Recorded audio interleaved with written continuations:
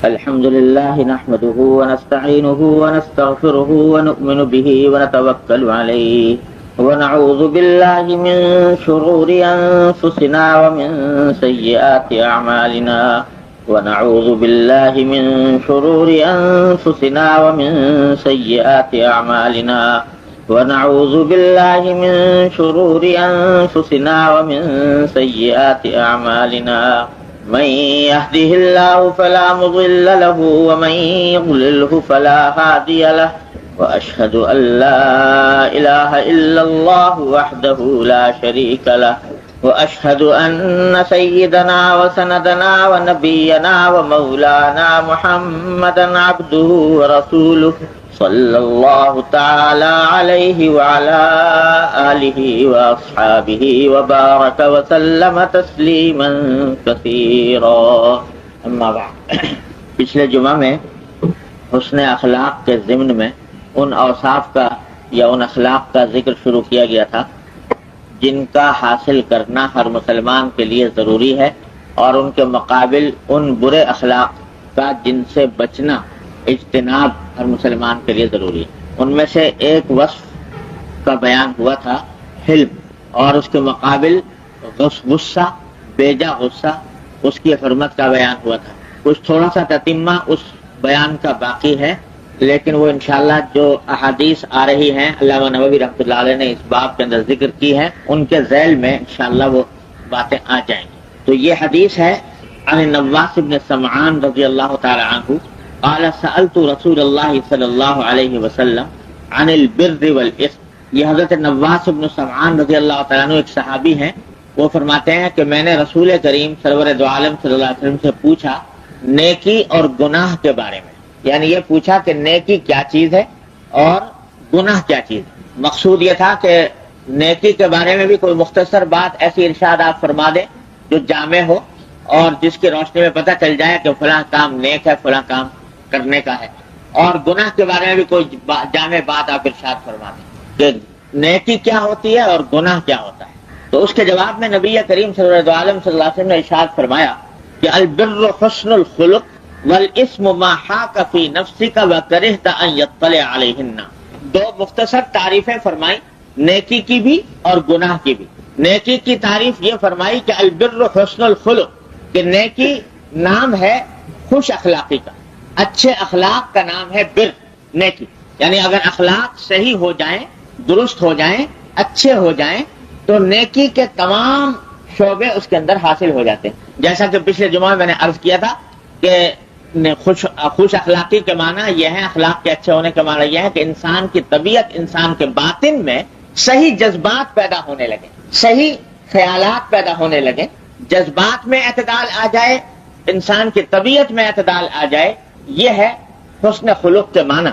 اور یہ چیز حاصل ہو جائے تو ساری شریعت اس کے اندر آ جاتی، کیونکہ جب اخلاص پیدا ہو گیا، فرض کرو اللہ کے لیے کہ ہر کام آدمی اللہ کی خوشنودی کے لیے کر رہا ہے، اخلاص پیدا ہو گیا، تواضع پیدا ہو گئی، ایثار پیدا ہو گیا، دوسروں کی غمخواری ہمدردی پیدا ہو گئی، وغیرہ وغیرہ۔ یہ اخلاق جب پیدا ہو جاتے ہیں تو سارے کام انسان کے درست ہو جاتے ہیں۔ اسی لیے ایک حدیث میں ارشاد ہے نبی کریم صلی اللہ علیہ وسلم کا، آپ نے فرمایا کہ الا ان فی الجسد لمضغۃ اذا صلحت صلح الجسد کلہ، کہ انسان کے جسم میں ایک لوتھڑا ہے یعنی دل، کہ اگر وہ درست ہو جائے تو سارا جسم درست ہو جاتا ہے، اور اگر وہ خراب ہو جائے تو سارا جسم خراب ہو جاتا ہے۔ یہ طبی اعتبار سے بھی صحیح ہے کہ انسان کی ساری زندگی کا دار و مدار انسان کے دل پر ہے، اور روحانی اعتبار سے بھی صحیح ہے کہ اس گوشت کے لوتھڑے کے ساتھ اللہ تبارک و تعالی نے کچھ اخلاق وابستہ کر رکھے ہیں۔ وہ اخلاق اگر درست ہو جائیں تو سارے اعمال درست ہو جاتے ہیں، وہ خراب ہو جائے سارے اعمال خراب ہو جائیں۔ تو اس لیے حسن الخلق سے تعریف فرمانا نیکی کی یہ ایک جامع تعریف ہے کہ جب یہ درست ہو جائے گی، یعنی دل درست ہو گیا، اللہ تبارک و تعالیٰ کی بندگی اس میں پیدا ہو گئی، اخلاص پیدا ہو گیا، تو اس کی عبادات بھی درست ہو جائیں گی، اس کے معاملات بھی درست ہو جائیں گے، اس کے اخلاق بھی درست ہو جائیں گے، اس کے معاشرت بھی درست ہو جائے گی۔ اس لیے جامع تعریف فرما دی کہ نیکی ہے اخلاق کی درستی، حسن الخلق۔ اور اس کے مقابلے میں گناہ کی تعریف یہ فرمائی کہ والاسم ما حاک فی نفسک وکرہت ان یطلع علیہ الناس، کہ کہ گناہ یوں سمجھ لو وہ چیز ہے جس سے تمہارے دل میں خلش پیدا ہو، یعنی وہ کام کرتے ہوئے تمہارے دل میں رکاوٹ پیدا ہو اور تم اس بات کو پسند نہ کرو کہ تمہارا وہ عمل دوسروں کے علم میں آئے، یعنی ایسا کام جس کو کرتے ہوئے دل میں رکاوٹ پیدا ہو رہی ہے، بھائی پتہ نہیں اچھا ہے برا ہے، کروں کہ نہ کروں، کچھ دل آمادہ نہیں ہو رہا، مطمئن نہیں ہو رہا، اور اگر کر لیا تو یہ خواہش ہے کہ بھئی لوگوں دوسروں کو پتہ نہ چلے تو اچھا ہے، یہ کام جب ہو تو سمجھ لو کہ یہ گناہ ہے۔ اس واسطے کہ اللہ تبارک و تعالی نے قرآن کریم میں فرمایا ہے کہ وَنَفْسٍ وَمَا سَوَّاهَا فَأَلْهَمَهَا فُجُورَهَا وَتَقْوَاهَا۔ اللہ تبارک و تعالی نے جب انسان کو پیدا کیا تو انسان کے دل میں ایک عجیب چیز پیدا فرما دی جس کو مختلف ناموں سے یاد کرتے ہیں، کوئی کہتا ہے وہ ضمیر ہے، کوئی کہتا ہے وہ نفس لوامہ ہے۔ ایک ایسی چیز پیدا کر دی ہے انسان کے دل میں جو برائی کا احساس دلاتی ہے اور اچھائی کا احساس دلاتی ہے، وہ اللہ تعالیٰ نے فطری طور پر انسان کے دل میں پیدا کر دی۔ تو وہ جو کانٹا ایک لگا ہوا ہے ایک مومن کے دل میں، تو برا کام کرتے ہوئے وہ کانٹا انسان کے دل میں چبھتا ہے، اسی چبھن کا نام ہے تردد، شک، خلش۔ وہ خلش پیدا ہوتی ہے کہ یہ کام پتہ نہیں کروں کہ نہ کروں، اچھا ہوگا یا برا ہوگا۔ یہ خلش جو پیدا ہو رہی ہے، فرماتے ہیں جب تک کہ تمہیں کسی کام کا شرعی حکم معلوم نہ ہو تو جہاں خلش پیدا ہو رہی ہو اس کو چھوڑ دو، رک جاؤ، ہو سکتا ہے کہ وہ گناہ ہے۔ یہ اس لیے بتا دیا عام آدمیوں کو، ایک اصول بتا دیا، کیونکہ ویسے تو شریعت نے کھول کھول بتا دیا کہ فلاں کام حرام ہے، فلاں کام حلال ہے، فلاں جائز ہے، فلاں ناجائز ہے، لیکن ہر ایک آدمی کو ساری باتوں کا علم نہیں ہوتا، تو کرتے ہوئے ایک مومن کے دل میں کبھی کبھی خلش پیدا ہوتی ہے، کانٹا سا کھٹکتا ہے کہ پتہ نہیں یہ کام ٹھیک ہے کہ نہیں ہے، تو آپ نے فرمایا کہ بس وہاں رک جاؤ، اس واسطے کہ یہ جو خلش تمہارے دل میں پیدا ہو رہی ہے یہ اس بات کی علامت ہے کہ اس کام میں کچھ نہ کچھ برائی ضرور ہے، اور کم از کم یہ کرو کہ اگر کوئی جاننے والا موجود ہے تو پوچھ لو اس سے کہ جائز ہے کہ ناجائز ہے، حلال ہے کہ حرام ہے، اور جب تک کہ پوچھ کر اطمینان نہ ہو جائے اس کے جائز ہونے کا یا حلال ہونے کا، اس وقت تک وہ کام نہ کرو۔ یہ ایک اصول بیان فرما دیا نبی کریم صلی اللہ علیہ وسلم کہ جس سے رکاوٹ ہو، مگر یہ اس وقت ہے، ذرا سمجھ لیجئے کہ یہ کانٹا جو اللہ تعالیٰ نے لگایا ہے دل میں، جو روکتا ہے ٹوکتا ہے انسان کو برے کام کی، یہ اس وقت ہے جبکہ انسان کی فطرت سلیم ہو اور گناہوں کی کثرت نے اس کو بے حس نہ بنا دیا، اللہ بچائے، تو اس وقت یہ کانٹا کھٹکتا رہتا ہے۔ لیکن بعض اوقات ایسا ہوتا ہے کہ انسان کو یہ کانٹا کھٹکتا رہتا ہے لیکن وہ اس کی پرواہ نہیں کرتا اور جائز ناجائز حلال حرام سب کچھ کرتا چلا جاتا ہے غفلت کے عالم میں، تو بے تحاشا کرتا ہے گناہ اور بے فکری سے کرتا ہے، غفلت سے کرتا ہے، تو کرتے کرتے یہ حالت ہو جاتی ہے کہ پھر یہ کانٹا کھٹکنا بند کر دیتا ہے، پھر انسان کے اوپر غفلت طاری ہو جاتی ہے، دل پر پردہ پڑ جاتا ہے، اور اس کے بعد غلط سے غلط کام کے وقت میں بھی دل میں کوئی احساس پیدا نہیں ہوتا اور وہ کھٹکنا بند ہو جاتا ہے۔ تو اللہ بچائے، اللہ تعالیٰ محفوظ رکھے۔ پھر گناہوں کی کثرت کی وجہ سے انسان کی عقل خراب ہو جاتی ہے، ذوق بگڑ جاتا ہے، اور اس کی وجہ سے پھر یہ کانٹا صحیح کھٹکنا چھوڑ دیتا ہے، تو اس کا اعتبار نہیں ہے۔ کوئی آدمی کہے صاحب مجھے تو کبھی نہیں کھٹکتا، میں تو شراب بھی پیوں اور گناہ کا کام بھی کروں اور بدکاری بھی کروں معاذ اللہ، اور میرے دل میں تو کوئی کھٹکتا ہے نہیں، لہذا میرے لیے تو گناہ نہ ہوا۔ تو وہ اس لیے نہیں کھٹکتا کہ گناہ کر کر کے اس کو بیکار کر دیا۔ حدیث میں آتا ہے، بڑی یاد رکھنے کی حدیث ہے، نبی کریم صلی اللہ علیہ وسلم نے فرمایا کہ جب انسان کوئی گناہ کرتا ہے، کوئی مومن، تو اس کے دل پر ایک سیاہ نقطہ لگ جاتا ہے، اس گناہ سے سیاہ نقطہ لگ گیا۔ اب اگر اس نے گناہ کے اوپر توبہ کر لی، استغفار کر لیا، نادم ہو گیا، بھائی مجھ سے غلطی ہو گئی یا اللہ مجھے معاف فرما دی، تو یہ نقطہ مٹا دیا جائے۔ لیکن اگر اس نے توبہ نہیں کی تو اس کے بعد پھر دوسرا گناہ کر لیا تو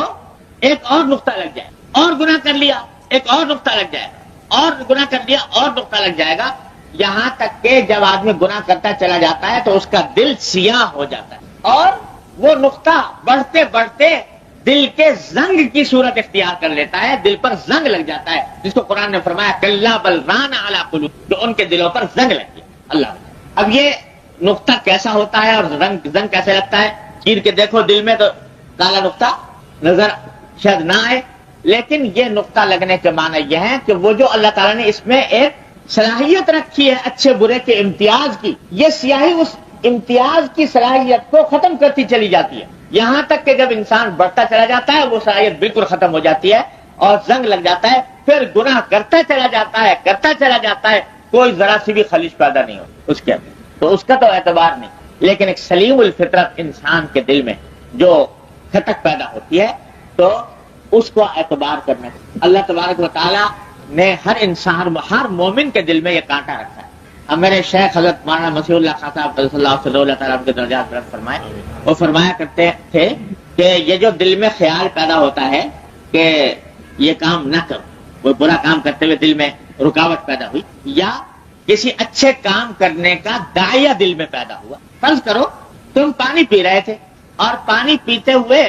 کھڑے ہو کر پانی پی رہے ہیں، دل میں ایک دم سے دل میں خیال آیا بھائی سنت تو یہ ہے کہ بیٹھ کے پیا جائے پانی، تو دل میں خیال آیا کہ بیٹھ کے پینا چاہیے۔ یہ جو دل میں خیال آیا ہے یہ وہی ضمیر، وہی جو اللہ تعالیٰ نے کانٹا رکھا ہے وہ تمہیں یاد دلا رہا ہے۔ اس کو کہتے ہیں وارد، تو صوفیاء کرام اس کو کہتے ہیں وارد، یعنی یہ اللہ تعالیٰ کی طرف سے دل پر وارد ہوئی، یہ بات ایک الہام ہوا اللہ تعالیٰ کی طرف سے کہ دیکھو یہ تم جو پانی پی رہے ہو کھڑے ہو کر پیو گے سنت کے خلاف ہوگا، پھر بیٹھ کر پیو گے 3 سانس میں پیو گے تو یہ سنت کے مطابق ہوگا اور اس میں برکت ہوگی، اس میں نور ہوگا، اس کا ثواب ملے گا۔ یہ دل میں خیال آیا، یہ وارد آ گیا۔ تو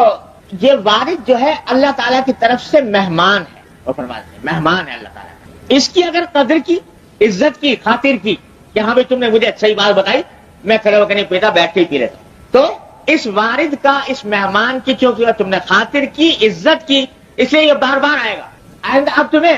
ایک سنت پر عمل کروا دیا اس نے، کل جب کھانے میں بیٹھو گے تو اس وقت میں تم سے کہے گا کہ نہیں یہ بسم اللہ پڑھ کے کھاؤ اور ہاتھ دھو کر کھاؤ، دانے ہاتھ سے کھاؤ، کھانے کے بعد الحمدللہ کہو، ان سنتوں پر بھی عمل کروائے گا، بار بار آتا ہے۔ لیکن اگر اس مہمان کی تم نے ناقدری کی، یہ مہمان اس طرح ناقدری کی کہ دل میں خیال آیا کہ بھائی کھڑے ہو کے پی رہے ہیں، سنت تو یہ تھا کہ بیٹھ کے پیتے، تم نے جھٹک دیا، ارے بھائی کوئی ایسا فرض واجب تو ہے نہیں، کوئی ایسا کوئی گناہ کی بات تو ہے نہیں، کوئی فرض واجب نہیں ہے، چلو چھوڑ دو، یہ تم نے اس کی ناقدری کر دی تو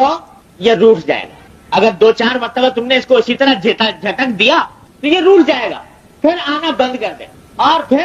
سنت کے خلاف ہی نہیں، جائز کے خلاف، ناجائز حرام کام کے اوپر بھی یہ ٹوکنا بند کر دے۔ لہذا یہ جو دل میں خیال آتا ہے کسی نیکی کا، کسی نیکی کرنے کا یا کسی برائی سے بچنے کا، اس کو اللہ تبارک و تعالیٰ کی طرف سے ایک نعمت سمجھو، اللہ کا مہمان سمجھو، اس کی خاطر کرو، اس کی بات سن لو۔ اگر جو داعیہ تمہارے دل میں اس وقت پیدا ہوا ہے تم نے اگر اس کو جھٹک دیا تو آئندہ آنے میں رکاوٹ پیدا ہو جائے گی، اور کیا پتا آئندہ وہ نیک کام تمہارے کرنے کی توفیق ہو کہ نہ ہو، پھر آئندہ وہ ثواب حاصل کرنے کا موقع ملے کہ نہ ملے۔ لہذا جس وقت جس نیکی کا خیال آ رہا ہے کر گزرو، جو داعیہ پیدا ہوا کر گزرو، اس کو اٹھا کر مت رکھو کہ چلو اچھا کل سے شروع کریں گے۔ یہ شیطان کا داؤ ہوتا ہے کہ ہاں بھائی خیال تو اچھا ہے، واقعی صحیح بات ہے، لیکن کل سے کریں گے شروع، اب وہ کل پھر کبھی آتی نہیں، کیونکہ جو داعیہ اس وقت ہے وہ اس وقت مزمحل ہو جاتا ہے، کمزور ہو جاتا ہے۔ جو داعیہ جس وقت پیدا ہو اس کے اوپر عمل کرے۔ اسی طرح گناہ سے رکنے کے معاملے میں اگر تم نے اس کی بات مان لی کہ اس نے تمہیں ٹوکا تھا گناہ سے اور بات مان لی، رک گئے، تو انشاءاللہ یہ آئندہ بھی تمہیں گناہوں سے روکے گا، اور اگر اس سے نہ رکے تو پھر اللہ بچائے اندیشہ ہے کہ وہ رفتہ رفتہ غفلت کا پردہ نہ پڑ جائے، پھر یہ ضمیر ٹوکنا ہی روک دے۔ دیکھا ہوگا آپ نے کہ جو جن کے حالات پڑے ہوں گے تاریخ میں، بڑے بڑے فرعون، بڑے بڑے متکبر، بڑے بڑے رعونت والے، کیسی کیسی ان کے سامنے کھلی کھلی دلیلیں بیان کی گئی، آنکھوں کے سامنے دیکھ رہے ہیں انجام اپنے جیسے فرعونوں کا کیا کچھ ہوا، لیکن اس کے باوجود پڑے ہوئے ہیں اسی غفلت میں، اور کیے جا رہے ہیں ظلم، کیے جا رہے ہیں ستم، کیے جا رہے ہیں استبداد۔ یہ اس وجہ سے کہ دل پر مہر لگ گئی ہے، زنگ لگ گیا ہے، وہ کانٹا کھٹکنا بند ہو گیا۔ تو حضور نبی کریم سرور دو عالم صلی اللہ علیہ وسلم سے فرما رہے ہیں کہ یہ جو کھٹک دل میں پیدا ہو رہی ہے یہ اللہ کی نعمت ہے، اس کی قدر کرو، اور جب یہ کھٹک پیدا ہو تو رک جاؤ، ایسے کام سے رک جاؤ جس میں شبہ ہو، اس سے بھی رک جاؤ۔ یہ ہے حاصل۔ ایک حدیث میں فرمایا نبی کریم صلی اللہ علیہ وسلم نے کہ الحلال بین والحرام بین، کہ حلال بھی واضح ہے، حلال چیزیں کیا کیا ہیں، اور حرام چیزیں بھی واضح ہیں، اور وبینہما امور مشتبہات، حلال اور حرام کے درمیان کچھ چیزیں ایسی ہیں جن میں شبہ ہوتا ہے کہ پتہ نہیں حلال ہے کہ حرام ہے، یا تو شبہ پیدا ہو رہا ہے ناواقفیت کی وجہ سے کہ آدمی کو مسئلہ معلوم نہیں، یا کسی عالم ہے لیکن اس کو دلائل کے اندر تعارض ہے، اس کی وجہ سے اس کو شبہ ہو رہا ہے کہ پتہ نہیں اس کو حلال کی کیٹیگری میں ڈالوں یا حرام کی کیٹیگری میں ڈالوں، اس وجہ شبہ ہو رہا ہے۔ تو فرمایا کہ جو ایسی جو چیزیں ہوتی ہیں جن کے اندر شبہ ہو، تو جو شخص ان شبے کی باتوں سے بھی بچے گا وہ اپنے آپ کو بچا لے جائے گا آخرت، اور جو ان شبے کی چیزوں کو اس نے بے دریغ استعمال کرنا شروع کر دیا تو اندیشہ ہے کہ بعد میں وہ صریح اور حرام اور ناجائز چیزوں کے اندر پڑے گا۔ اور اس کی مثال حضرت صلی اللہ علیہ وسلم نے یہ دی کہ پہلے زمانے میں جاہلیت کے اندر یہ قاعدہ تھا کہ جو بڑے بڑے سردار ہوا کرتے تھے وہ اپنے لیے کچھ چراگاہیں مخصوص کر لیتے تھے جن میں خود صرف انہی کے جانور چرتے تھے، بادشاہ کے، سردار کے، اور دوسرے لوگوں کو جانور چرانے کی اجازت نہیں ہوتی۔ تو اس چراگاہ میں جو بادشاہ نے بنائی ہے اپنے لیے، اس میں دوسروں کو چرنا ناجائز ہے۔ حضور نے فرمایا کہ اگر کوئی شخص اپنے جانور اس چراگاہ کے بالکل قریب لے جا کر چرائے تو اندیشہ ہے کہ کسی وقت کوئی جانور بے قابو ہو کر اس چراگاہ میں داخل ہو جائے گا، اور داخل ہو جائے گا تو سردار کا کہ عذاب کا نشانہ بنے گا۔ اور اگر کوئی چاہے کہ میں اس خطرے سے محفوظ رہوں تو اس کے لیے بہتر یہ ہے کہ وہ دور دور چرائے، قریب بھی نہ پڑے۔ تو اس واسطے حضور نے فرمایا کہ جو مشتبہ چیزیں ہیں جن کے بارے میں تمہیں شبہ ہو رہا ہے ان سے بھی بچو، ان سے بھی اپنے آپ کو محفوظ رکھو تاکہ گناہ کے اندر مبتلا نہ ہو جاؤ، اور یہ تمہارا جو کانٹا ہے جو تمہیں روک رہا ہے اس کی قدر ہو جائے۔ تو بھائی یہ ایک اصول نبی کریم صلی اللہ علیہ وسلم نے بیان فرما دیا کہ ہر وہ چیز جس کے کرنے سے دل میں رکاوٹ پیدا ہو، اور رکاوٹ پیدا ہونے کے ساتھ تمہیں ساتھ میں یہ بھی خیال ہو کہ بھائی دوسروں کو پتہ نہ لگے اس بات کا کہ میں یہ کام کر رہا ہوں، تو اس کو گناہ سمجھ کر چھوڑو۔ یہ ہے تقویٰ، تقویٰ کا اعلیٰ درجہ۔ یاد رکھیے تقویٰ کی 3 قسمیں ہوتی ہیں۔ تقویٰ ایک تو ہے الحمدللہ ہر مسلمان کو حاصل ہے، اس کو کہتے ہیں تقویٰ عن الشرک، شرک سے بچنا، توحید کا اقرار اور عقیدہ اور شرک سے بچنا۔ یہ پہلی قسم ہے، ادنا درجے کی قسم ہے تقویٰ کی، تقویٰ عن الشرک۔ یہ الحمدللہ ہر مومن کو حاصل ہے، جو بھی توحید پر ایمان رکھتا ہے وہ اس معنی کے لحاظ سے متقی ہے کہ شرک کا ارتکاب نہیں کرتا۔ دوسرا درجہ ہوتا ہے تقویٰ عن المعاصی، گناہوں سے بچنا، اللہ تعالیٰ نے جن چیزوں کو حرام کیا ان سے بچنا، یہ دوسرا درجہ ہے، اور اس کی تحصیل فرض ہے۔ اور تیسرا درجہ ہے تقویٰ عن الشبہات، کہ صرف حرام چیزوں سے نہیں بچ رہا بلکہ شبہات سے بھی بچ رہا ہے، جہاں شبہ بھی ہو تو وہاں پاس نہیں پٹکتا، اپنے آپ کو اسے بچاتا ہے۔ تو یہ تقویٰ عن الشبہات، یہ تیسرا درجے کا تقویٰ ہے جو اعلیٰ درجے کا تقویٰ ہے، اور جو انبیاء کرام، صحابہ کرام، اولیاء اعظام، ان سب کا تقویٰ یہ تیسرے درجے کا تھا کہ نہ صرف شرک سے اور گناہوں سے بلکہ شبہ کی چیزوں سے ہی بچتے تھے۔ تو حضور اقدس صلی اللہ علیہ وسلم نے اس میں اس بات کی تاکید فرمائی کہ شبہ سے بچو۔ تو سبق جو ہمیں آپ کو ملا وہ یہ کہ جن چیزوں کا حکم معلوم نہیں اس کے بارے میں جب تک حکم معلوم نہ ہو اور طبیعت میں شبہ ہو اس وقت تک اس کام کو نہ کرو، رک جاؤ۔ ہاں جب کبھی فتویٰ مل جائے کہ بتا دیا کسی عالم نے، جاننے والے نے، مفتی نے کہ یہ کام جائز ہے، پھر کرنے میں کوئی مذائقہ نہیں، اور اس کے باوجود اگر شبہ دل میں ہو، کھٹک ہو اور انسان بچ جائے تو اور زیادہ فضیلت کی بات ہے، یہ جس کو تقویٰ عن الشبہات کہتے ہیں۔ اللہ تعالیٰ اپنے رحمت سے ہم سب کو یہ عطا فرمائے، تقویٰ کی دولت عطا فرمائے، تینوں درجات اللہ تبارک و تعالیٰ اپنے رحمت سے عطا فرمائے، یہی راستہ ہے فلاح کا اور صلاح۔ دوسری حدیث ہے کہ عن ابی امامۃ الباہلی رضی اللہ تعالی عنہ قال قال رسول اللہ صلی اللہ علیہ وسلم انا زعیم ببیت فی ربض الجنہ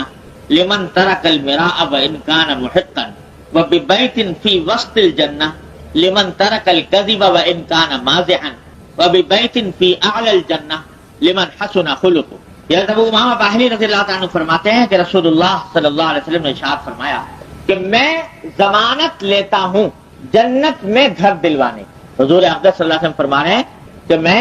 جنت میں گھر دلوانے کی ضمانت لیتا ہوں 3 آدمیوں کے لیے۔ ایک آدمی کے بارے میں فرمایا کہ اس کو جنت میں گھر دلواؤں گا جنت کے کناروں پر۔ دوسرے کے بارے میں فرمایا کہ اس کو جنت میں گھر دلواؤں گا جنت کے بیچوں بیچ، اور تیسرے کے بارے میں فرمایا کہ اس کو جنت میں گھر دلواؤں گا اعلیٰ ترین درجے میں، اور میں ذمہ داری لیتا ہوں، ضمانت لیتا ہوں، گارنٹی لیتا ہوں۔ اب اندازہ لگائیے کہ حضور اقدس صلی اللہ علیہ وسلم کی ضمانت سے زیادہ کس کی ضمانت جو ہے وہ قابل اعتماد ہو سکتی ہے. آپ ضمانت لیں. 3 آدمیوں کے بارے میں فرمایا. ایک فرمایا کہ جنت کے کناروں پر گھر دلوانے کی ضمانت لیتا ہوں اس شخص کی جو جھگڑا چھوڑ دے باوجود حق پر ہونے کے. حق پر تھا اور اگر اس کے لیے جھگڑا کرنا جائز بھی تھا، اپنے دفاع کرنا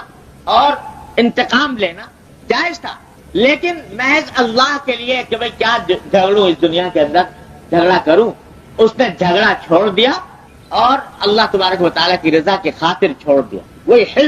حلم کے تقاضے کے تحت اس نے جھگڑا چھوڑ دیا. فرمایا میں ذمہ دار ہوں جنت کے کناروں پر اس کو گھر دلو. اب چاہو تو یہاں کے گھر پر لڑ لو، دنیا کے گھر پر، دنیا کی زمین پر، دنیا کی جائیداد پر، اور چاہو تو نبی کریم صلی اللہ علیہ وسلم کی ضمانت لے اور آپ کا وعدہ، آپ کے وعدے کے مصداق بن جاؤ کہ آخرت میں ملے گا جنت میں. تو حق پر ہوتے ہوئے جھگڑا چھوڑ، اتنی زبردست بشارت نبی کریم صلی اللہ علیہ وسلم نے دی. اور اس حدیث کی وجہ سے بے شمار مثالیں ہیں ہماری تاریخ میں جہاں اللہ والوں نے، اللہ کے بندوں نے اپنے بڑے سے بڑا حق چھوڑ دیا اس واسطے کہ اللہ تبارک و تعالیٰ کی خاطر، اللہ تعالیٰ کی رضا جوئی کی خاطر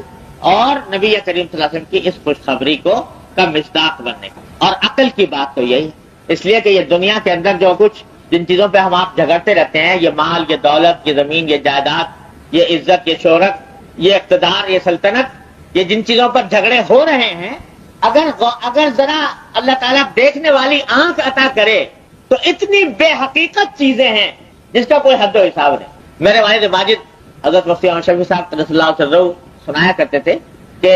مجھے یاد ہے کہ بچپن میں ہم وہاں ہمارا وہ دیوبند کے اندر بچے جو ہیں وہ ایک کھیل کھیلا کرتے تھے سرکنڈوں سے. سرکنڈے ہوتے تھے چھوٹے چھوٹے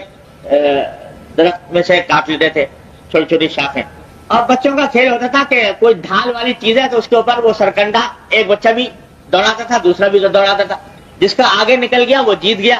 جس کا پیچھے رہ گیا وہ ہار گیا، اور جو جیت جاتا تھا وہ دوسرے کے سرکنڈے ہیں وہ اس کو مل جایا کرتے تھے کھیل کے اندر، وہ جیت لیتا تھا. تو والد صاحب فرماتے تھے کہ مجھے یاد ہے کہ ایک مرتبہ میں چھوٹا بچہ تھا، اپنے ایک تائزاد بھائی کے ساتھ یہ سرکنڈوں کا کھیل کھیل رہا تھا. بہت سارے سرکنڈے کہیں سے جمع کر کے لایا اور لا کر کھیلنا شروع کیا. اب کھیلتے کھیلتے یہ ہوا کہ وہ جو میرا بھائی تھے وہ اس کھیل میں بڑے ماہر تھے، تو وہ ہر مرتبہ وہ 2-4 سرکنڈے میرے جیت لیتے. اب مجھے بڑا افسوس ہوتا، میں چاہتا کہ اب دوسری مرتبہ کھیلوں تو میں واپس لے لوں، مگر اگلی مرتبہ پھر وہ اور جیتے تھے. یہاں تک کہ ہوتے ہوتے کھیلتے کھیلتے اور جتنے میں سرکنڈے جمع کیے تھے وہ سارے کے سارے وہ جیت کے لے، جتنے میں نے جمع کیے سب لے. تو فرماتے